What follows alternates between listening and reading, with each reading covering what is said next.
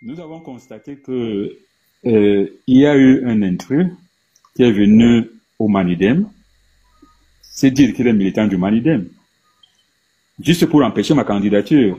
Et dès lors que ma candidature a été rejetée, il veut repartir.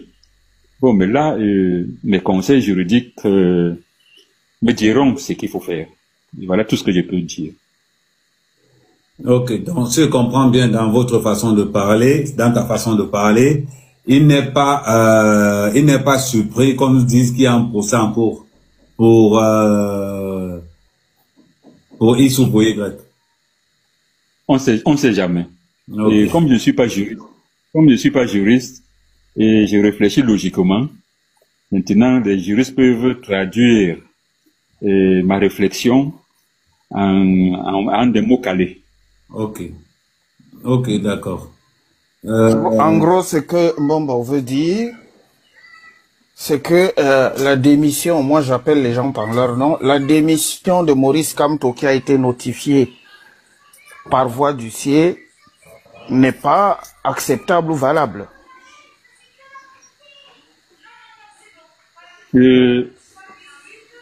Déjà, le responsable légal du parti, c'est bien moi, c'est pas Ekana Nissé.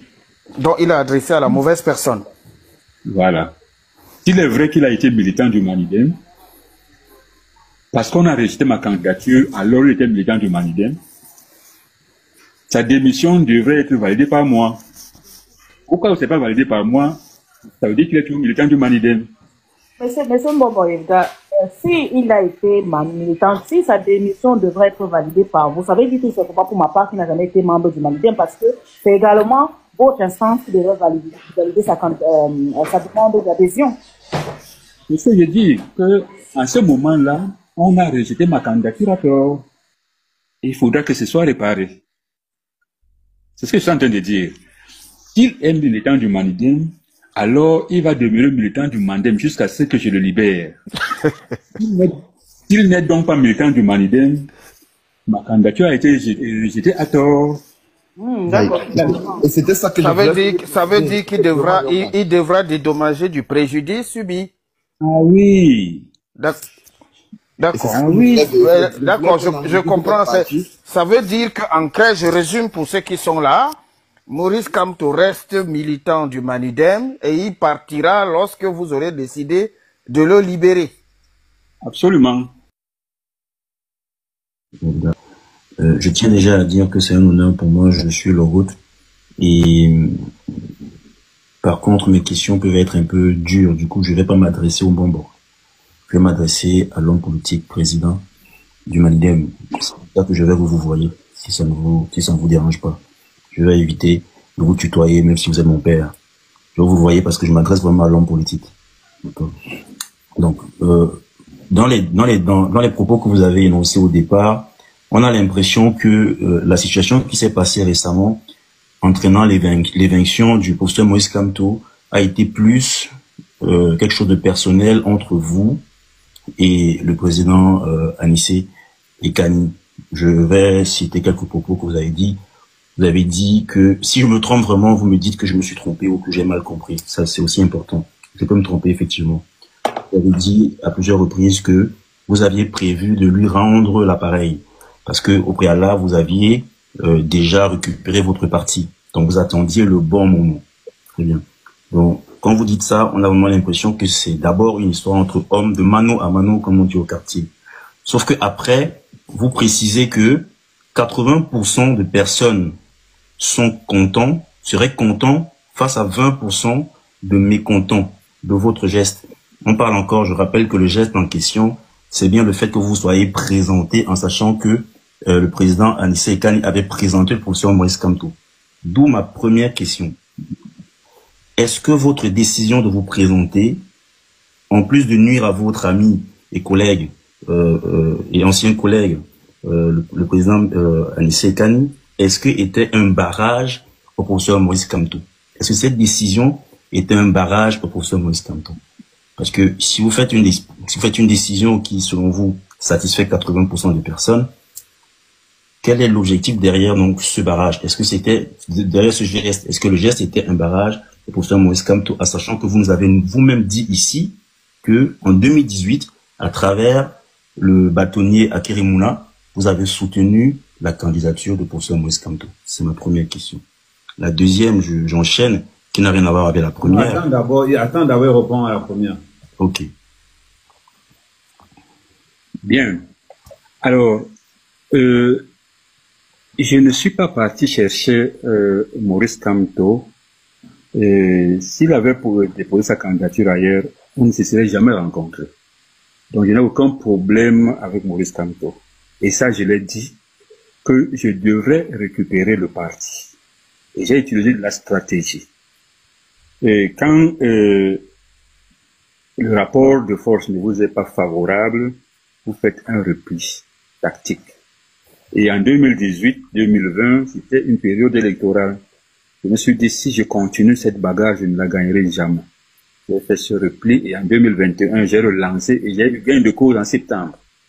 Donc mon problème, c'était déjà préparé même avant que Maurice Kamto ne vienne au Manidem. Donc mon problème, ce n'était pas Maurice Kamto du tout. Et je l'ai toujours dit. Mon problème, c'était de reprendre le Manidem. Et comme quand il vous l'a dit publiquement, hein, il a reconnu. C'était ça mon problème. Et alors quand je parle de 80-20, moi je ne sais pas ce que les gens mettent quand ils apprécient mon action. Je ne veux pas fouiller. Merci pour ce que tu as fait. Merci pour ce que tu as fait. Tu es un traître. Tu es un traître. Quand je lis 2 traîtres, je lis 8 merci de ce que tu as fait. Voilà. Maintenant, il faut mettre quelque chose à l'intérieur. Tout ce que je ressors là, c'est le ressenti que j'ai par rapport à ce retour. Quel est le contenu de traître? Je ne sais pas. Quel est le contenu de bien ce que tu as fait? Je ne sais pas. Mais je lis ce que je vois et puis j'apprécie. Ok, merci pour votre réponse, Bombo. Alors, ma deuxième question, c'est le Manidem qui est un peu qui suit une idéologie upéciste, donc une idéologie de l'idéologie de Oumiobe, si je peux me permettre, effectivement. Aujourd'hui, en 2025, sommes-nous toujours à l'état actuel des choses dans le respect de l'idéologie du Pondol? C'est là ma question. Parce que tout à l'heure, vous avez parlé du système à la chinoise. Est-ce que vous qui êtes un héritier de l'idéologie du Pondol, est-ce qu'on est dans la continuité de cette idéologie-là, ou alors on a complètement changé et le Cameroun a changé et les enjeux sont différents? Merci.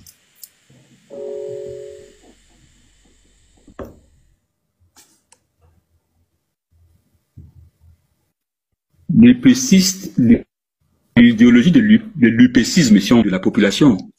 Et quand je parlais du modèle chinois, c'est le bien-être des Chinois. Ils travaillent pour eux, ils ne travaillent pas pour les autres. Et nous devons travailler pour que nous soyons bien. Or, ce que nous voyons aujourd'hui, je ne suis pas sûr que si on continue dans cette lancée, même dans 2 siècles, on ne va pas sortir de là où nous sommes tombés. Je suis convaincu. Parce qu'on ira en développement des mêmes choses et on sera toujours au fond du puits.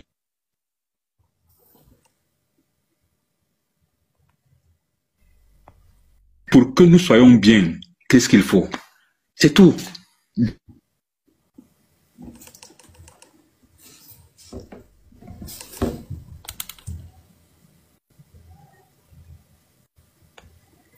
Il est la santé, qu'est-ce qu'il faut faire? Est-ce qu'aujourd'hui c'est possible? C'est pas possible.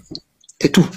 Donc nous regardons donc l'avenir, on pense que si nous adoptons le modèle chinois, au moins ça, le peuple pourra être bien. L'élévation de l'étendard de vie. C'était ça. C'est-à-dire, en un mot, il faut que le Camerounais soit bien. Voilà. Ok, merci. Je vais descendre, je vais laisser la place à quelqu'un d'autre. Merci. Ok. Le Cosito, on t'écoute. Oui, merci du Camer Ahmed Camer de m'avoir fait monter sur ton panel. Bonjour Patriage. Et bonjour.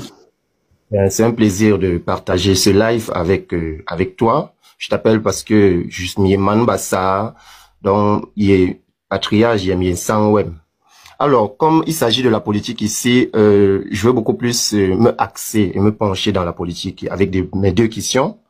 Je voulais revenir sur le fédéralisme communautaire dont vous avez mentionné tout à l'heure de Cabral Libye. Ça sera ma première problématique. Alors, vous avez condamné, entre guillemets, fédéralisme communautaire, vous avez penché beaucoup plus pour les États, pour un État fédéral. Bon, ok. Vous savez, le Cameroun a hérité d'un État unitaire sans toutefois tenir compte des communautés qui y vivaient. C'est-à-dire, pendant que les colons partaient, ils ont pensé à créer un système État unitaire qui n'ont pas servi, en fait, sans toutefois tenir ou alors faire appel à ces communautés-là. Vous savez, en Espagne, l'Espagne s'est développée avec le fédéralisme communautaire. Tout à l'heure, vous avez parlé de la Chine. Mao Tse-tung, pour développer la Chine, il a fallu qu'il pense justement à un État communautariste parce qu'en Chine, il y a plus de 62 ethnies. Donc, il a donc créé un parti unique où il a fait introduire toutes ces ethnies à l'intérieur. Et c'est ça qui a soudé et qui a donné la force à la Chine. La Suisse, c'est pareil. La Belgique, c'est également pareil. Mais au Cameroun, je sais pas, je reviens sur ça parce que tout à l'heure, vous semblez avoir une préoccupation avec ce modèle, cette conception. Essayez un peu de nous clarifier vraiment. Est-ce que ce ne sera pas, pour moi, je pense que ce sera une aubaine, ce fédéralisme communautaire. Quand on sait qu'au Cameroun, on a un problème du tribalisme qui règne même. Il y en a des communautés qui vivent déjà avec ce fédéralisme communautaire. Par exemple, au Grand Nord, on a des peuples là-bas qui vivent déjà comme ça depuis des décennies. À l'Ouest, c'est également pareil. Mais est-ce que ce ne sera donc pas une solution pour pallier justement, définitivement, à ce problème-là? Alors, j'ai envie de vous dire que vous ne m'avez pas bien compris.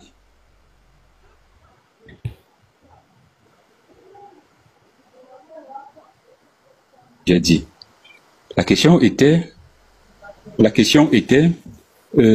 par rapport à tous ces candidats qui sont là, j'allais soutenir qui? J'ai dit qu'aucun.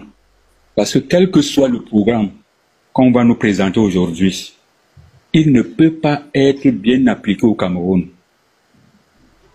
Et j'ai donc dit que si on m'avait laissé la possibilité de faire la campagne, mon seul programme était de faire les états généraux de la nation, pas le fédéralisme. Là, vous m'avez mal compris.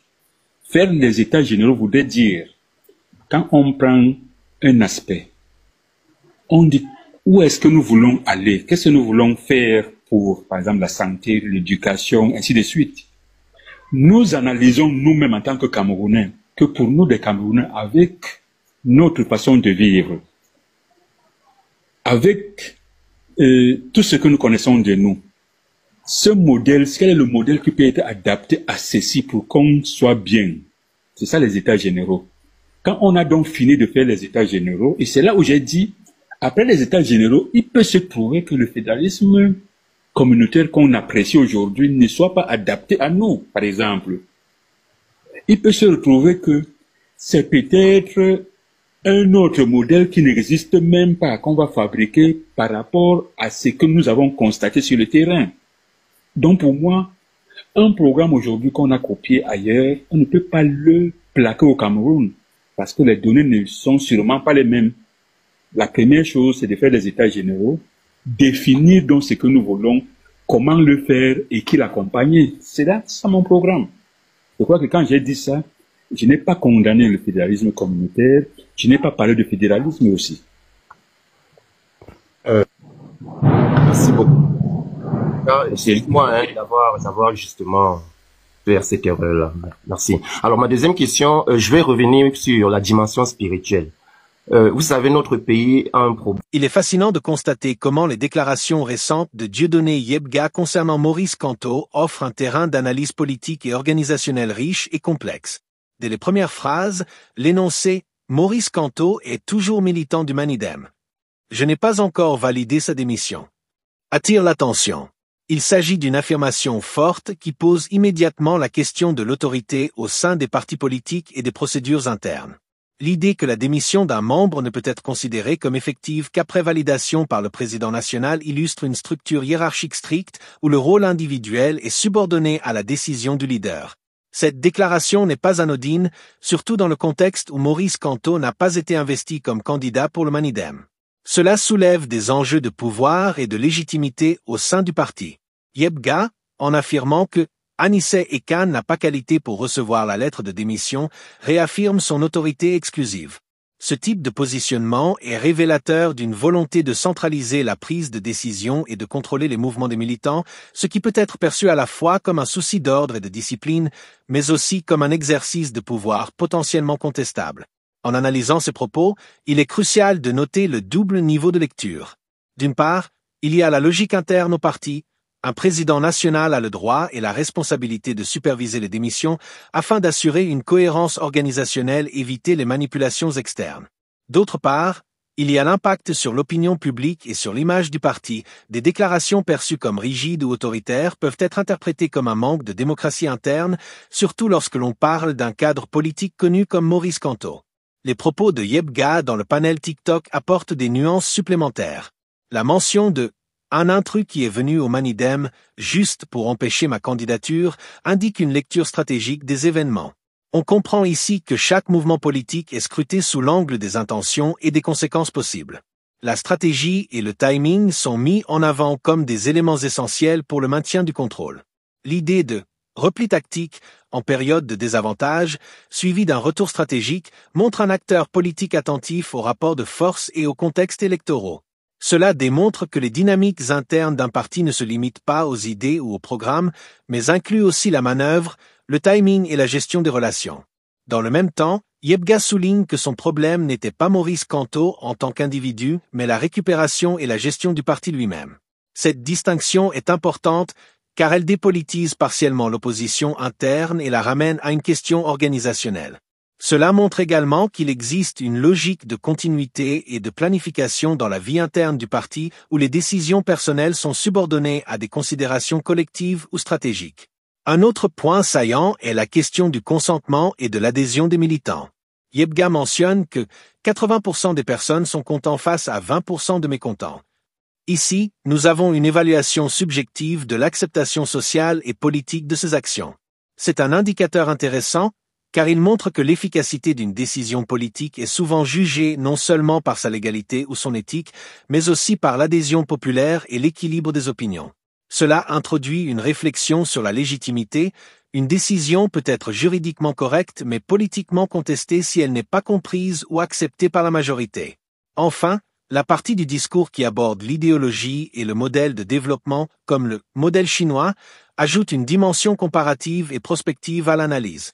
Yebga se concentre sur le bien-être de la population et sur des approches pragmatiques plutôt que dogmatiques. Cela montre une volonté de réfléchir à l'adaptation des modèles internationaux à la réalité locale, ce qui est essentiel pour tout acteur politique souhaitant proposer des solutions concrètes et adaptées à son pays. À ce stade, il est important d'encourager les spectateurs et lecteurs à s'engager dans le débat. Si vous trouvez ces analyses intéressantes et utiles pour comprendre les dynamiques politiques actuelles, n'hésitez pas à vous abonner à la chaîne, commentez vos impressions et partagez cette vidéo pour informer un maximum de personnes sur les réalités politiques du Cameroun. Votre participation permet de nourrir le débat et d'élargir la réflexion collective. En poursuivant l'examen des déclarations de Dieudonné Yebga, il devient évident que la question du contrôle et de l'autorité interne du Manidem dépasse la simple gestion administrative. La répétition insistante sur le fait que la démission de Maurice Kamto ne peut être validée que par moi souligne une centralisation du pouvoir qui peut être interprétée de plusieurs manières. D'un côté, cela reflète une structure hiérarchique claire qui vise à éviter les décisions unilatérales ou les manipulations internes. De l'autre, cette concentration de décisions entre les mains d'une seule personne peut alimenter des critiques sur le manque de transparence et de démocratie interne au sein du parti. Le choix de Yebga de situer la problématique hors de la personne de Maurice Kamto, mon problème n'était pas Maurice Kamto, mais la récupération du parti, indique également une dimension stratégique forte. Il s'agit ici de dissocier les conflits de personnalité des enjeux institutionnels. Cette distinction est essentielle pour comprendre la dynamique politique interne. Les tensions personnelles existent, certes, mais elles sont subordonnées à une logique de pouvoir et de contrôle organisationnel. Cela montre une approche méthodique de la politique, où les actions sont calibrées pour atteindre un objectif précis et non simplement dictées par des émotions ou des ressentiments. Les déclarations sur la répartition, 80% de personnes satisfaites contre 20% mécontentes, introduisent la notion de perception populaire comme facteur de légitimité. Dans un contexte politique comme celui du Cameroun, où l'opinion publique et les dynamiques sociales jouent un rôle central, mesurer le soutien ou l'acceptation d'une décision devient une démarche stratégique. Cela reflète également la tension permanente entre légalité, stratégie et popularité. Une action peut être juridiquement légitime, mais si elle n'est pas comprise ou acceptée par la majorité, elle peut créer des divisions ou des conflits. Un autre point intéressant apparaît dans l'approche de Yebga sur la gouvernance et le développement.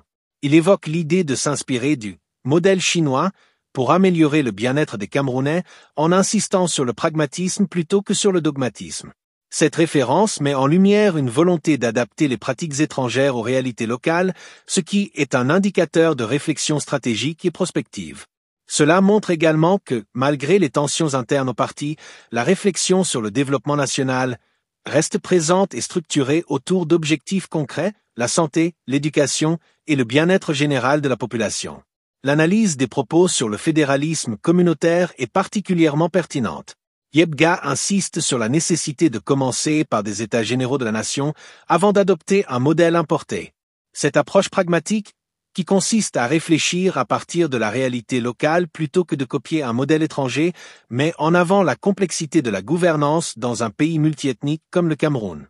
L'idée est de construire un système adapté aux besoins réels des populations plutôt que de plaquer des solutions externes. Cela montre une capacité de raisonnement politique orientée vers la durabilité et la cohésion sociale. Il est également intéressant de noter la manière dont Yebga parle des compromis et des alliances politiques. Ses propos sur le repli tactique et la planification à long terme reflètent une lecture stratégique des rapports de force où chaque décision est évaluée en fonction de ses conséquences politiques immédiates et futures. Cela illustre bien la réalité de la politique camerounaise où la patience et la stratégie sont souvent nécessaires pour consolider son influence et garantir la continuité d'un projet politique. Pour les spectateurs et les lecteurs de cette analyse, il est important de souligner que la compréhension de ces dynamiques politiques ne se limite pas à observer des conflits personnels. Elle implique de considérer les stratégies, les structures de pouvoir et les objectifs à long terme. Si vous souhaitez approfondir cette réflexion et suivre de près les analyses politiques critiques et objectives, n'oubliez pas de vous abonner à la chaîne, de laisser vos commentaires et de partager cette vidéo afin de permettre à d'autres citoyens de mieux comprendre les enjeux qui touchent leur pays. Votre engagement participe à la diffusion d'informations fiables et à la construction d'une discussion constructive. En poursuivant l'analyse, il devient évident que les propos de Dieudonné Yebga touchent directement à la question de la démocratie interne au sein des partis politiques. La centralisation du pouvoir, illustrée par la nécessité pour Maurice Kamto de passer par le président national pour valider sa démission, soulève une question légitime. Jusqu'où la hiérarchie interne peut-elle limiter la liberté individuelle des militants? Dans un parti démocratique, la possibilité pour un membre de démissionner librement est généralement considérée comme un droit fondamental. Ici, la position de Yebga met en lumière la tension entre autorité et autonomie des membres, une question récurrente dans de nombreux partis camerounais et africains. Cette situation illustre également le rôle crucial de la légitimité des décisions. Quand Yebga affirme que seules ces validations sont juridiquement et politiquement valables, il met l'accent sur la reconnaissance de son autorité par les structures et les membres. Cela reflète une vision où l'ordre et la cohésion interne priment, mais où la perception externe, notamment par l'opinion publique et les militants, peut être plus critique. La légitimité ne se mesure pas uniquement par le respect des règles internes, mais aussi par la perception de justice et de transparence dans la gestion des affaires du parti. La dimension humaine et stratégique de ces interactions ne peut être ignorée. Les déclarations sur le repli tactique et sur la planification à long terme montrent que les conflits internes ne sont pas seulement des questions de personnalité ou de rivalité, mais font partie d'un jeu de stratégie politique. Cela permet de comprendre que, pour Yebga, chaque action, qu'il s'agisse de bloquer une candidature ou de gérer une démission, s'inscrit dans un objectif plus large, la stabilité et la survie du parti. Cette lecture stratégique est essentielle pour comprendre les dynamiques de pouvoir au sein des partis camerounais.